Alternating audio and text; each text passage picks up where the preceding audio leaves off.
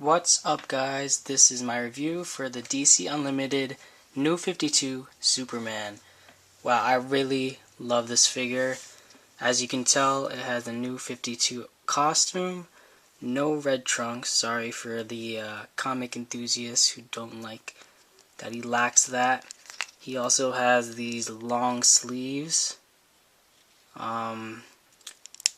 This is not the shiny version. I understand there's a refresh that they came out with for the DC Unlimited line. And DC Unlimited is basically DC-UC, as you can tell. Same exact kind of articulation. The body mold is very similar. It's what's cool about this DC Unlimited line is that they didn't just go with the paint that they usually do for DC-UC figures. They just paint over the same exact body mold and that's it.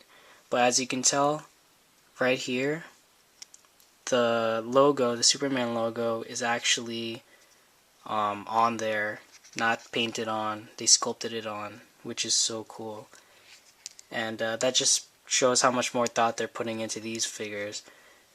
Also, the belt, not painted on, it's actually sculpted on there also. His turtleneck, whatever you want to call it, sculpted on. I think I really like these DC Unlimited figures better than the DC-UC. Just a lot more thought is put into it. This is his cape. Kind of a weird shape, especially because the logo is not finished here because of these gaps. But that's alright. His face, they did pretty well with the mold. Okay, I guess this is how he looks like in the comic. I don't really read the Superman comics for the New 52. I think I read #1, but that's all I went through. His paint is like this.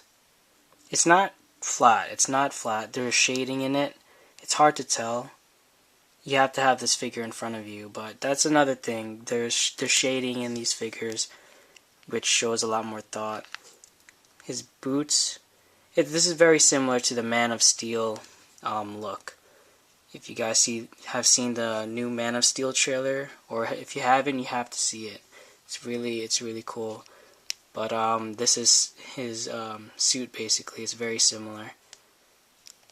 I don't think the Man of Steel has a belt here, but they share the fact that there's no red trunks, and there's like a more alien look to it. There's also these grooves here.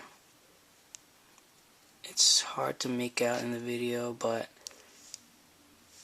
you can kind of see it. Other details that they added to this figure, which makes me really like the figure. So let's get to the articulation. He can look up pretty well. I would wish he looked up more. Maybe he can take the head off and half it, so that way he can be in a cool flying pose. He can look down pretty nicely. Side to side. His arms can go this much up. He has a single joint for his elbow, and his wrist can rotate. Ab crunch, pretty okay, I'd say.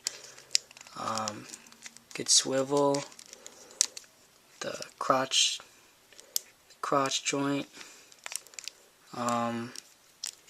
The mid-thigh rotation, all very reminiscent of the DC-UC line. Single joint in the knees, and he has the up and down ankle rotation. That's a nice pose for him. But anyway, let me give you some size comparisons. This is him next to the new Superboy Prime figure that comes in the same wave. I'll be reviewing this later on, but he's about the same size, I'd say.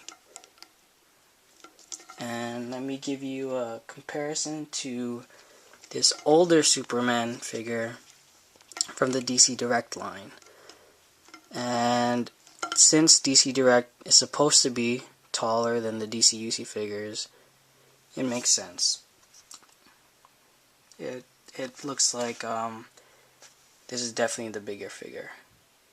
But this one is really tall for a DC UC figure, I'd say. So here he is next to Flash, and he looks like he's a bit taller than him.